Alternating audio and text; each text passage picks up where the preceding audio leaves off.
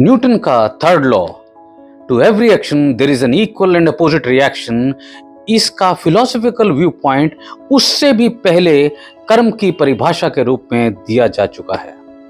और ये लॉ सिर्फ इतने तक सीमित नहीं है कि हम समझें स्कूल में कि जितनी तेजी से कोई बॉल दीवार में मारी जाती है उतनी ही तेजी से वो वापस आती है, या इस लॉ का उपयोग कुछ चीज़ों को डेवलप करने में किया जाए, बल्कि ह्यूमन पोटेंशियल एलिवेशन में इसकी जितनी उपयोगिता है शायद पूरी दुनिया में कहीं नहीं है।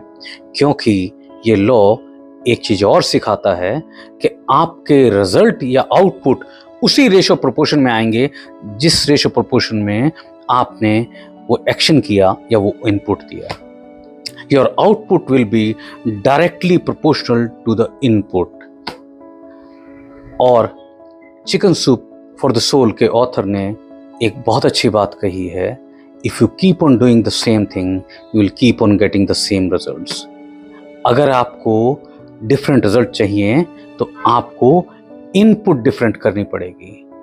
आमतौर पे हम आउटपुट को कंट्रोल करते हैं जबकि हमें इनपुट पे कंसंट्रेट करना है। और अगर जब हम इनपुट किसी चीज़ में डाल रहे होते हैं तो हम अपनी फ्लेक्सिबिलिटी, कन्वीनियंस और हम अपने माइंडसेट के हिसाब से इनपुट डालते हैं, लेकिन आउटपुट हम कुछ और एक्सपेक्ट करते हैं। और ये जो गैप है यहीं पे प्रॉब्लम है। ऐसी आउटपुट एक्सपेक्ट करना जिसकी इनपुट वैसी नहीं है जो ये आउटपुट लाए, इसको कुछ साइंटिस्ट ने शायद पागलपन भी कहा है। मैं उम्मीद करता हूँ कि हम ये तय करें कि हमें क्या आउटपुट चाहिए और उस रेशो प्रोपोर्शन में हम इनपुट डालें। न्यूटन का थर्ड लॉ, कर्म की परिभाषा और आपकी आउटपुट, ये तीनों सिद्ध हो जाएंगी। Trust me.